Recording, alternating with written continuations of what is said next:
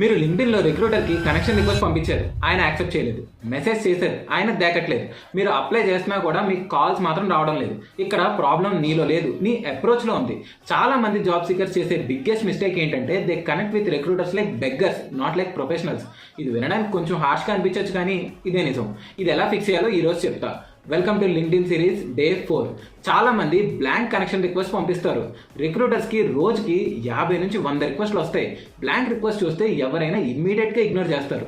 కానీ మీరు ఒక షార్ట్ పవర్ఫుల్ నోట్ యాడ్ చేసి పంపించండి. Say for example, hi Raj, I came across your profile and noticed you hired for data analyst role.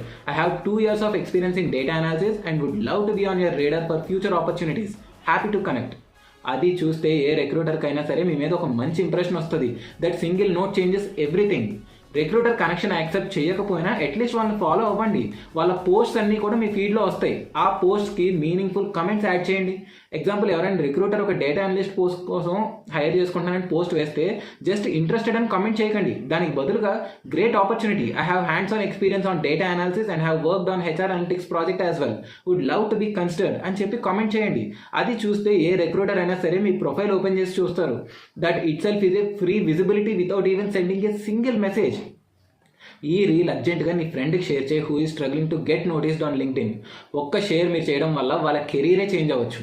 Next రీల్లో మీకోసం అసలు లింక్డ్ఇన్లో ఈ రిక్రూటర్స్ అందరినీ ఎలా వెతికి పట్టుకోవాలి, వాళ్ళకి అసలు మనం ఎలా పిచ్చింగ్ చేసుకోవాలన్నది డీటెయిల్డ్గా చెప్తా.